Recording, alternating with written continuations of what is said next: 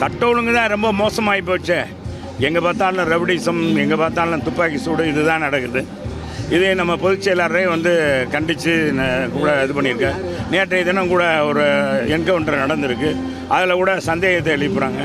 பொதுவாக காவல்துறை வந்து இன்றைக்கு வந்து சுதந்திரமாக புரட்சித் தலைவர் அம்மா ஆட்சியில், எடப்பாடியார் ஆட்சியில் இருந்த மாதிரி காவல்துறைக்கு சுதந்திரமாக செயல்பாடு இல்லை என்பது தான் அவங்களுடைய கைகள் கட்டப்பட்டிருக்கு என்பது தான் நிதர்சனமான உண்மை என்பதை இந்த நேரத்தில் தெரிவிச்சுக்கிறேன். எங்களால் மட்டும்தான் காமராஜர் ஆட்சியை தர முடியும்னு அன்புமணி சொல்லியிருக்காரு சார்.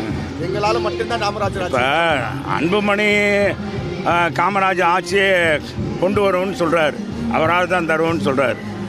இதை காட்டிலும் ஈவிகேஸ் இளங்கோவன் இருக்கார் பாருங்க, 66 பேர் இறந்துருக்காங்க கள்ளக்குறிச்சியில். போன ஆண்டு 23 பேர் செங்கல்பட்டில் இறந்துருக்காங்க கள்ளச்சாராயத்தினால. எங்கே பார்த்தாலும் ரவுடிசம், போதைப் பொருள் நடக்குது. எங்கே பார்த்தாலும் பார்த்தீங்கன்னா வழிப்பறி, செயின் ஸ்னாப்பு, இதெல்லாம் நடக்குது. இந்த ஆட்சியே நம்முடைய ஈவிகேஸ் இளங்கோவன் வந்து காமராஜர் ஆட்சி, பெருந்தலைவர் காமராஜர் போல இன்னைக்கு அவர் இருந்தால் என்ன மாதிரி நடவடிக்கை அதே மாதிரி ஸ்டாலின் நடவடிக்கை எடுக்கிறார் என்று சத்தியமூர்த்தி பவனில் இருந்தே பாராட்டுறார். இது மாதிரி காங்கிரஸில் ஒரு மூத்த தலைவர் இந்த மாதிரி பேசுகிறாருன்னா, அவர் பேசுகிற காட்டிலும் இவர் அன்புமணி பேசுகிறத பற்றி ஒன்றும் இல்லை. நாட்டுடைய வளர்ச்சிக்காக பாடுபட்டவர் எங்களுடைய அம்மா அவர்கள். அம்மா உணவகம் 1 ரூபாய்க்கு ஒரு இட்லி, 2 ரூபாய்க்கு தயிர் சாதம், 3 ரூபாய்க்கு சாம்பார் சாதம்னு கொடுத்தாங்க. தாலிக்கு தங்கம் கொடுத்தாங்க, மாணவர்களுக்கு மடிக்கணின்னு கொடுத்தாங்க. இந்த மாதிரி திட்டங்கள்லாம் கொடுத்து இலவச பாட புத்தகம் கொடுத்தாங்க அம்மா. அதேமாதிரி சீருடை கொடுத்தாங்க. இதுதான் காமராஜர் ஆட்சி. அதே மாதிரி அவர் வழியில் எங்களுடைய எடப்பாடியை மிகப்பெரிய அளவுக்கு 11 ஒரே ஆண்டில் 11 மருத்துவக் கல்லூரி கொண்டு வந்தார். அவருடைய 4 ஆண்டு காலத்தில் 17 மருத்துவக் கல்லூரி வந்துச்சு, 27 பொறியியல் கல்லூரி, கலைக்கல்லூரி, அறிவியல் கல்லூரி, இப்படி எண்ணற்ற கல்வியை கொண்டு வந்தோம். ஆக அண்ணா திராவிட முன்னேற்ற கழகம் தான் உண்மையான பெருந்தலைவர் காமராஜருடைய ஆட்சியை இந்த தமிழகத்தில் நிலைநாட்டியிருக்கு என்பதை இந்த நேரத்தில் தெரிவித்தேன். ஒன்றும் குற்றமே ஒன்று அந்த எல்லாம் தான் இருந்தாங்க, இங்கே வந்திருக்கவங்க அந்த மாதிரி சம்பவமே இல்லை. அவர் என்ன சொன்னார் கடைசியில் பேசும்போது, என்ன சொன்னார், 8000 கோடிக்கு மேலே நிதிகளை வாங்கி சென்றார், ஆனால் இந்த ஊரில் ஓட்டு போடலை அப்படின்னு சொன்னார். நாங்கள் காமராஜர், நாங்கள் தலைவர் புரட்சி தலைவர் அம்மாவா, நாங்களும் கூவி தாப்பா அழைச்சோம். வெயிலில், வேகாத வெயிலில் இந்த சரவணனுக்காக ஓட்டு கேட்டோம். ஓட்டு கேட்டதில் எதுவும் கம்மியாக இருந்துச்சா? கழக தொண்டர்கள் பம்பரமாக தான் பணியாற்றினாங்க. இதுக்கு மேலே எப்படி ஒரு கட்சியில் வேலை பார்க்க முடியும்? எதிர்கட்சியில் எல்லாம் வேலை பார்த்தாங்க, எல்லாம் நல்லா தான் பார்த்தாங்க. குறிப்பிட்ட சமுதாயங்கள் வந்து என்னாச்சுன்னா, இந்தியாவே ஆளணும் அப்படின்றது மோடிக்கு ஓட்டு போட்டாங்க.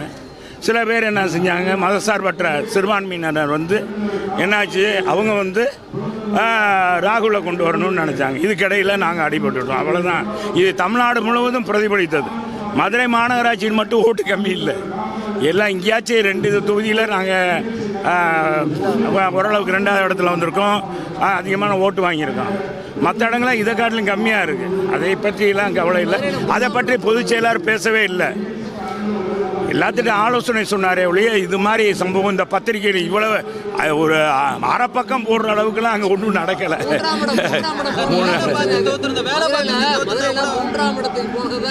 அதாவதுண்ணா, மதுரை அண்ணா திராவிட முன்னேற்ற கழகத்தோட கோட்டை, அதான் கேள்விண்ணா. அது எங்களுக்கே தெரியும்ல, எங்களுக்கே மன உளைச்சல் தான். ஆனால் மக்கள் இந்த மாதிரி முடிவு எடுத்துட்டாங்களே. இப்போ சௌராஷ்டிரா எடுத்துட்டா, சேட்டு இருக்காங்க, நார்த் இந்தியன், பிராமின்ஸு, இந்த மாதிரி எடுத்துக்கிட்டிங்கன்னா இவங்கெல்லாம் வாக்குகள்லாம் பார்த்திங்கன்னா அதே மாதிரி சில சமூகங்கள் இந்தியாவை ஆளக்கூடிய பிரதமர் மோடிஜி என்று நினைத்து ஓட்டு போட்டாங்க. அதே மாதிரி சிறுபான்மையினர் வந்து எங்கள் மீது இன்னும் வந்து ஒரு நம்பிக்கைக்குரியவர்களாக எங்களை இன்னும் கொண்டு வரல. நாங்கள் எவ்வளோ தூரம் கூவி அழைக்கிறோம், சொல்கிறோம், நல்லது தான் செய்கிறோம். எனவே அந்த ஓட்டுகள் தான் இந்த மாதிரி வெற்றிக்கு காரணமே ஒழிய வேறு எந்த காரணமும் இல்லை. அதான் உறுப்பினர் அட்டை இனி அதை முழுமையாக வாங்கிட்டு எல்லா வார்டுகள்லையும் உறுப்பினர் அட்டை கொடுக்கும். சரி.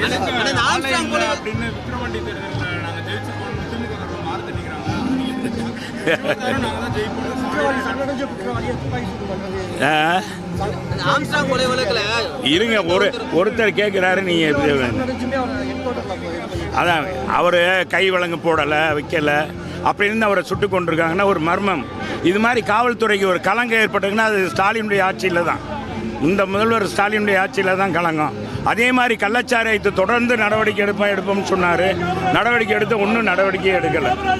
அதனால தான் கள்ளச்சாராயம் இப்போவும் கூட எடுக்கிறாங்க. இன்னும் கூட தேனியில் கூட நேற்று கள்ளச்சாராயம் காய்ச்சப்பட்டது கலவை பிடிச்சிருக்காங்க. ஆக போலீஸ் சுதந்திரமாக இல்லை என்பதுதான்.